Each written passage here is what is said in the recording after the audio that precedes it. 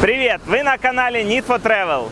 В этом видео мы покажем вам атмосферу одного из лучших серферских курортов мира Аругамбей на Шри-Ланке и расскажем о ценах во время карантина. Вообще идея этого видео возникла, когда мы узнали от наших родственников и друзей, сколько стоит отдохнуть на море в Украине.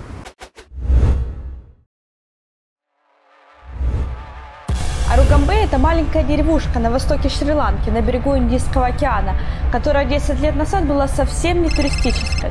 Сюда приезжало всего-то около 500 туристов в год. Но смотрите, сейчас Аругамбей стал одной из самых популярных серферских локаций в мире. После месяца, проведенного в логове мирового серфинга, мы решили рассказать вам о ценах на примере нашего типичного дня в Аругамбее. Конечно же, мы начнем свой рассказ с жилья.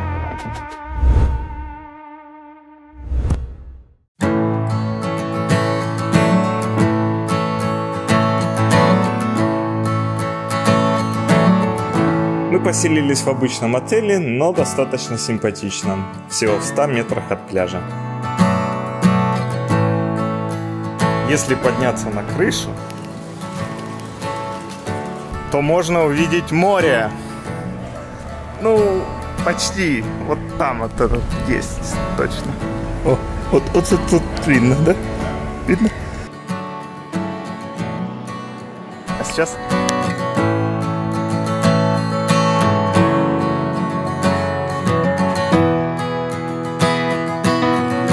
Мы живем вот в таком вот номере.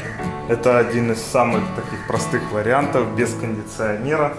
Тут есть верандочка. И что нам очень нравится, тут вверху нет стены, и поэтому горячий воздух может свободно выходить, благодаря чему мы можем даже не включать вентилятор. Вот такой вентилятор. И от комаров вот такая вот москитная сетка, очень классная вещь. Так, есть еще ванна. Естественно, есть ванна с душем. Горячей воды нет, но он и не нужен. Тут такая жара, что зачем. И в нашем отеле розовобрюхие бюльбюли сплели гнездо на высоте чуть больше метра. И можно с легкостью наблюдать за птенцами. Также хочется посоветовать не оставлять еду, которую с легкостью может утащить ворона, обезьяна, собака, кошка или даже банально мышь. И это касается всей Шри-Ланки. Благо с белками, землеройками, попугаями и варанами таких проблем нет. Поэтому еду мы храним на кухне, стараемся прятать все в холодильник. Вот. Это, кстати, наша кухня. Тут есть буквально все. Не хватает, правда, только рисоварки. Ну, ничего страшного. Вот кухня общая, но так как в отеле живем только мы, пользуемся только мы. Все наши соседи уже уехали, и хозяину отеля пришлось уволить последнего менеджера. И теперь он шутит, что мы теперь управляющие отелем. Yuri and Olga, their boss at the moment they do the hotel. И вот за такое жилье мы платим чуть больше $6 в день. Во время карантина это обычная цена для Аругамбея. Первые 3 дня в Аругамбее мы жили в другом отеле, но за такую же цену, но выселились оттуда, потому что еще ранее нашу комнату забронировали на букинге. Очень удобно, что на входе есть столики, стульчики, можно здесь посидеть, релакснуть. Есть вот такая вот милая собачка, как котик она. Так как сейчас после эпидемии, после комендантского часа у большинства нет денег, то большинство собственников разрешают готовить у себя на кухне, как в принципе и здесь. Нам это разрешали. Только вот сказали, что Wi-Fi за отдельную плату здесь. Welcome to Arugambe. Enjoy with us. Обычная комната с кондиционером обойдется 1500-2000 рупий. Но если хочется больше комфорта и красоты, то такие комнаты обойдутся, конечно же, дороже. Вот такая комната, например, за 4500 рупий. Самое главное – это панорамное окно. Класс. Хозяин отеля 25 лет работал слесарем в Италии, и он гордится тем, что теперь у него отличный душ, и вообще все, что касается сантехники, все должно работать идеально. Это мы проверим чуть-чуть позже. Вот такой вот душ. Он очень гордится, что говорит, напор как из водопада должен быть. А ну, включи.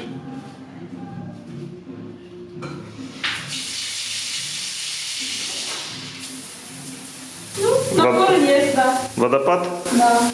А теперь давайте послушаем, что говорят наши друзья о ценах на жилье у моря в Украине. Такой номер в Бердянске на первой линии у моря с видом на лиман обошелся нам в 1200 гривен в сутки. К сравнению, такой же номер с видом на море и с балконом стоил 1400 гривен в сутки. В стоимость номера также входил завтрак в столовой отеля, и дополнительно можно было оплатить обед и ужин тоже в столовой отеля за 350 гривен с человека.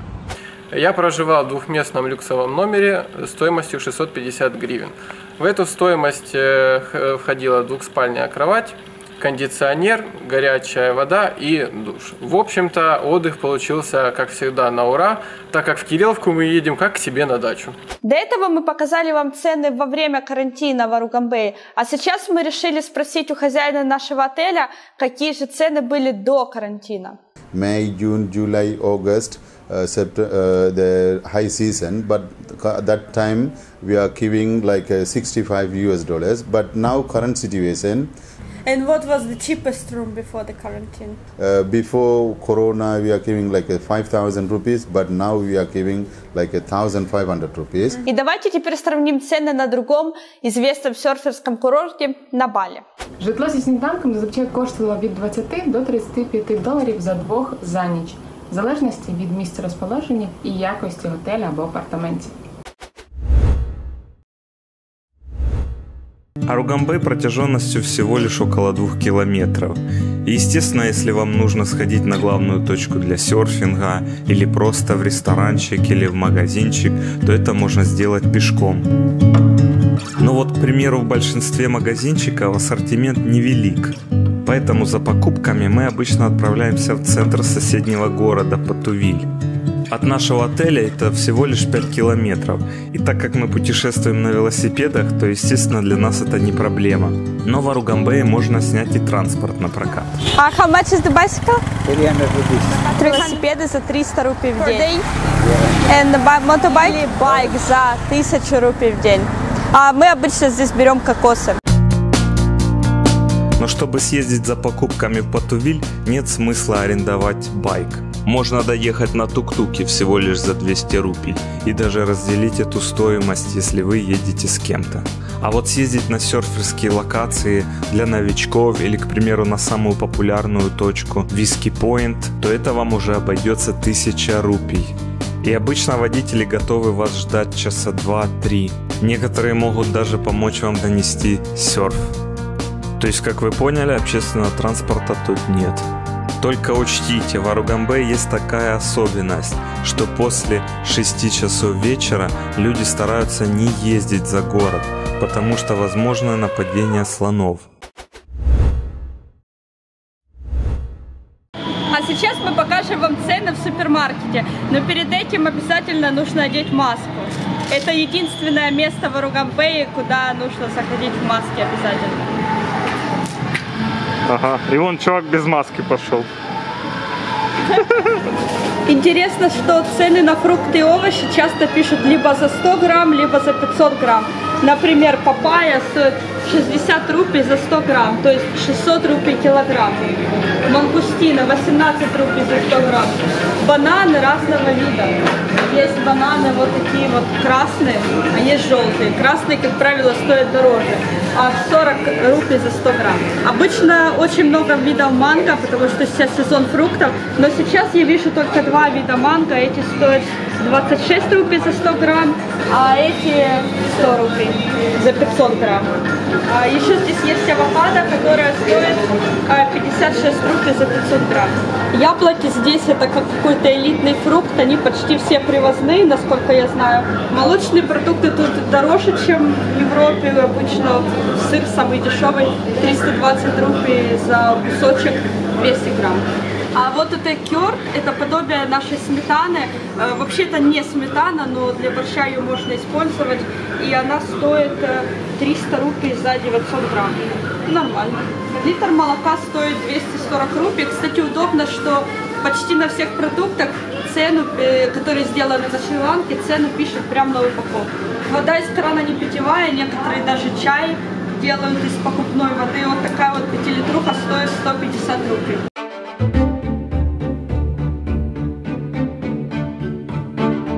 Большинство макарон привезено из Италии, вот, например, фирма Санремо, и они немножко дороже, чем местные макароны, ну и немножко вкуснее. Мы обычно берем вот такие вот спагетти, стоят они 386 за полкило. Любителям наггетса можно взять такую 250-граммовую пачку, она стоит 370 рупий. А мы обычно берем рыбу, полкило стоит 525 рупий.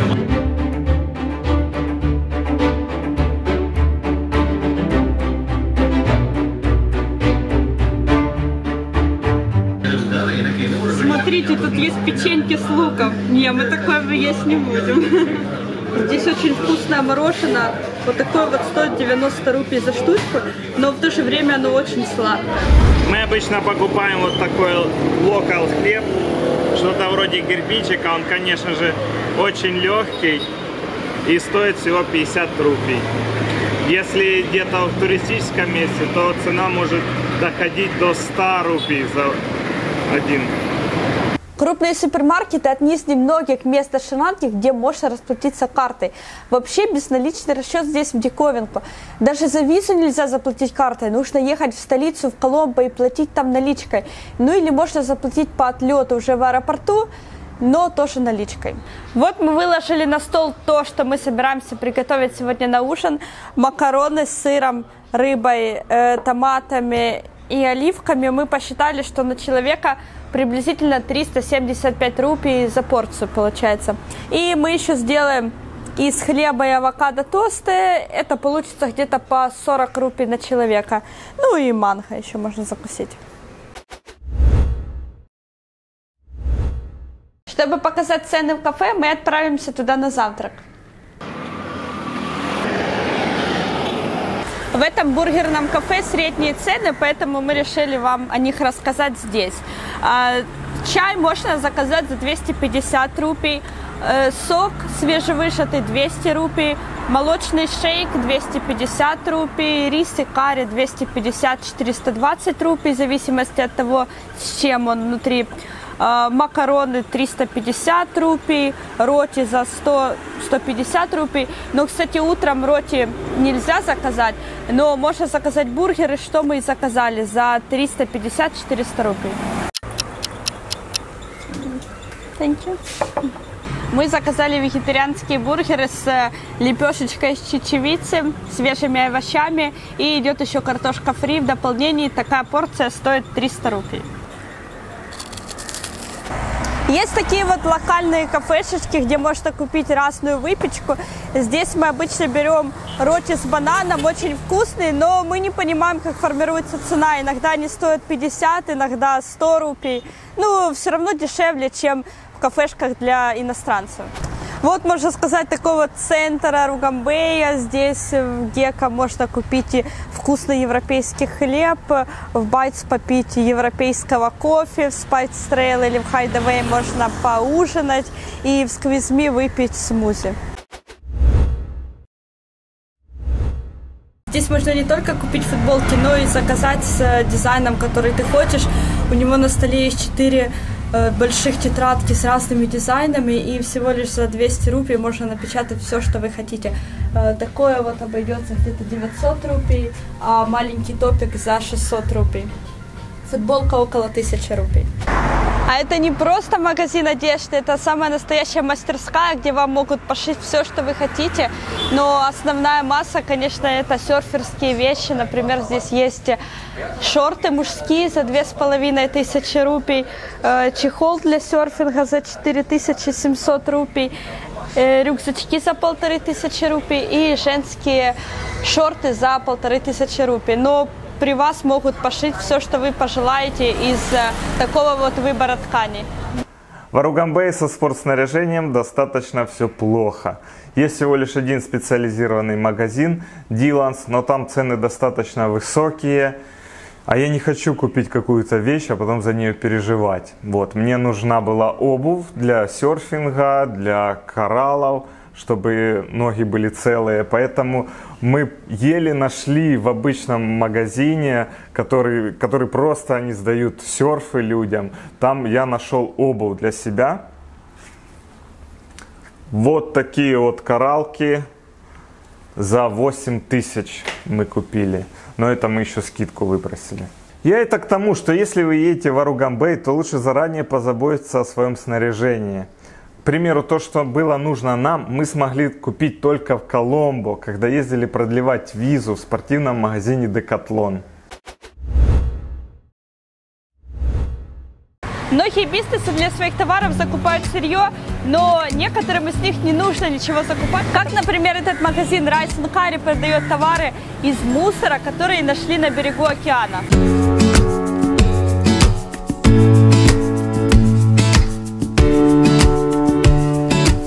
Вот товары, которые сделаны из полиэтилена, которые нашли на берегу океана. Вот такой вот кошелечек стоит 400 рупий, рюкзак 1800 рупий. Вот сумка, с которой можно даже путешествовать. Вот такие вот есть, просто типа мешки, типа как для картошки. А вот такие вот сумочки, типа косметичка. 600 рупий. Вот такое вот классное полотенце. 3800 рупий.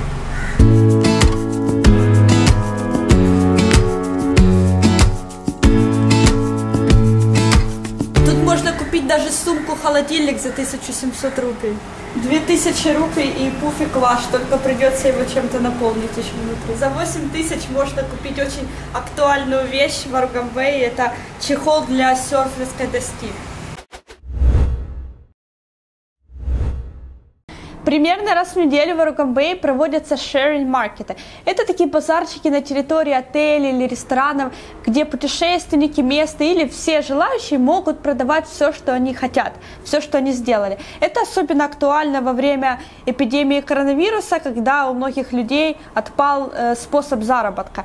И вот мы на прошлой неделе купили, например, такую открыточку за 250 рупий, веселую «Я пережил ковид на Шри-Ланке». Девочка очень классно рисует. Потом мы у местных купили такое вот самодельное мыло из гибискуса, то есть это даже шампунь, жидкий шампунь из гибискуса, такой вот за 1200 рупий. И еще я купила такие вот сережки за 900 рупий. Они вроде не серебряные, но до сих пор не поржавели еще. В общем, отличная возможность для тех, кто хочет немножко подзаработать, а путешественники могут купить какие-то оригинальные товары. Также на таких маркетах можно встретить парикмахеров, хиромантов, массажистов и многих других специалистов.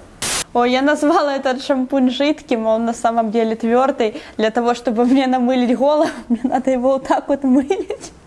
Если вы знаете, как пользоваться твердым шампунем, напишите, пожалуйста, в комментариях.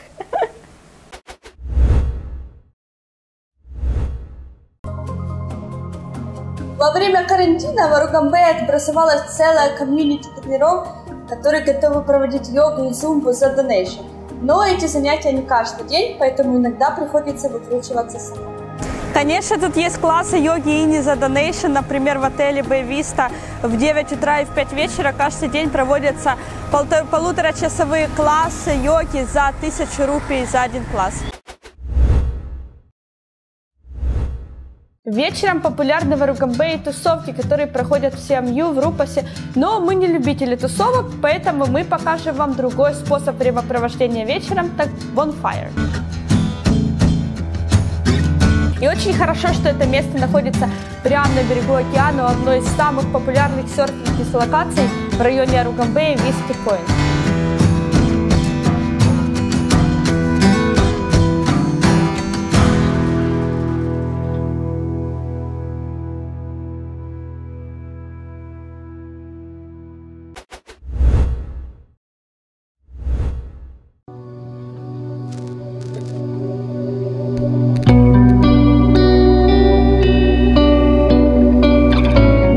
Знаменитую традицию валяния на пляжах в Аругамбее это не работает. Из-за сильных волн берег океана вряд ли у кого-то ассоциируется со спокойствием. И во время прилива волны иногда чуть ли не доходят до ближайших кафе и отелей.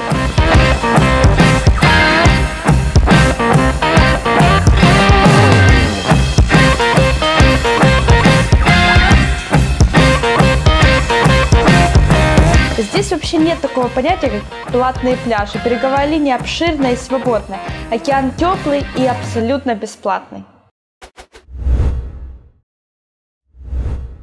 Самое популярное занятие в Аругамбее – это, конечно же, серфинг. О местах для серфинга мы сняли даже отдельное видео. Поэтому в этом видео мы затронем только цены на серфинг.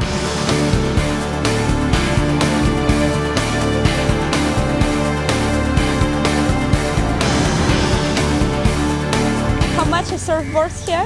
Yeah, we are normally giving half day 500 rupees and full day 1,000 rupees. And how much is for 1 month? 25,000 for 1 month. Мы находимся на Whiskey Point. Это одно из самых популярных мест для начинающих серферов. Здесь можно на прокат взять борд. All boards are 300. And how much is the lesson? Если брать уроки с инструктором на несколько дней, на 2, на 3, на 4, то будет дешевле. То есть если взять урок на второй день, уже будет не 2500, а всего лишь 2000. После третьего дня уже 1500. Welcome to Whiskey Point.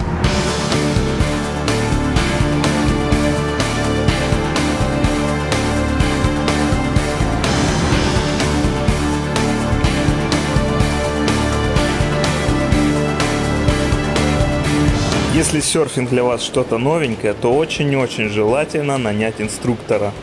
Хотя бы один урок. Урок с инструктором, прокат досок и трансфер до места серфинга для новичков нам обошелся в 4000 рупий на двоих. Заняття в школі для серферів, це лекції і практика, коштувало $50 з людини. Одного такого заняття вистачило.